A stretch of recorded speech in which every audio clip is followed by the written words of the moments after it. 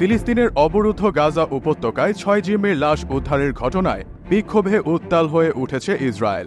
জোরালো কণ্ঠে ইসরায়েলিদের স্লোগানে ভেসে আসছে যুদ্ধবাজ প্রধানমন্ত্রী বেনিয়ামিন নেতানিয়াহুর পতনের সুর। এমন পরিস্থিতিতে বন্ধু মার্কিন যুক্তরাষ্ট্রও দোষের কামান নেতানিয়াহুর দিকে তাক করে দিল। যুক্তরাষ্ট্রের প্রেসিডেন্ট জো বাইডেন বলেছেন, ইসরায়েলের প্রধানমন্ত্রী বেনিয়ামিন নেতানিয়াহু গাজায় হামাসের হাতে আটক জিম্মিদের মুক্তির জন্য যথেষ্ট উদ্যোগ নিচ্ছে না। ২ সেপ্টেম্বর সোমবার বাইডেন জানান, যুক্তরাষ্ট্র শিগগিরই একটি চূড়ান্ত প্রস্তাব নিয়ে জিম্মি মুক্তি ও যুদ্ধবিরতি নিয়ে আলোচনাকারী মধ্যস্থতাকারীদের সামনে হাজির হবে। খবরটি প্রকাশ করেছে বার্তা সংস্থা রয়টার্স। গত রবিবার ইসরায়েলি বাহিনী গাজায় একটি সুড়ঙ্গ থেকে ৬ জিম্মির লাশ উদ্ধার করেছে, যার মধ্যে ২৩ বছর বয়সী আমেরিকান ইসরায়েলি হার্শ গোল্ডবার্গ পলিনো ছিলেন। ইসরায়েলি সেনাবাহিনী জানায়, এই জিম্মিরা সম্প্রতি ফিলিস্তিনি হামাস যোদ্ধাদের হাতে নিহত হয়েছেন।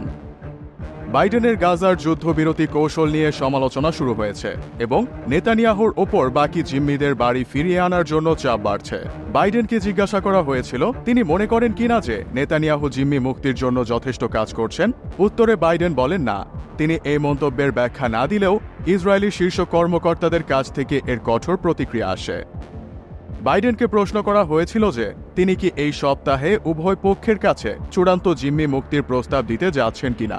বাইডেন বলেন, আমরা চুক্তির খুব কাছাকাছি আছি।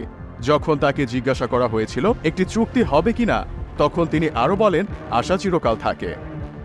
বাইডেন ও ভাইস প্রেসিডেন্ট কমলা হ্যারিস সোমবার যুক্তরাষ্ট্রের জিম্মি আলোচনার দলের সঙ্গে সাক্ষাৎ করেন।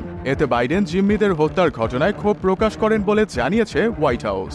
ওই বৈঠকে বাইডেন ও হ্যারিস যুক্তরাষ্ট্র, কাতার এবং মিশরের তুলে ধরা একটি প্রস্তাব সম্পর্কে অবহিত হন। তারা বাকি জিম্মিদের মুক্তি নিশ্চিত করার প্রচেষ্টার পরবর্তী পদক্ষেপ নিয়ে আলোচনা করেছেন বলে হোয়াইট হাউস জানিয়েছে। নেতানিয়াহুর প্রতি বাইডেনের এই নতুন সমালোচনা এমন এক সময়ে এসেছে যখন তিনি ও হ্যারিস গাজায় প্রায় ১১ মাস ধরে চলা যুদ্ধে নিষ্পত্তিমূলক পদক্ষেপের জন্য চাপের মুখে পড়েছেন। তবে এটাও ঠিক যে বাইডেনের এমন সমালোচনা কার্যত পরিস্থিতি কিছুটা ধোঁয়াশে করে তুলেছে।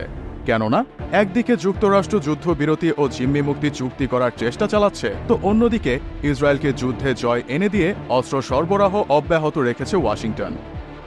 হামাসের শীর্ষ কর্মকর্তা সামি আবু জোহরি বলেছেন, বাইডেনের নেতানিয়াহুর সমালোচনা এই স্বীকারোক্তি যে নেতানিয়াহুই চুক্তি ভেস্তে দেওয়ার জন্য দায়ী।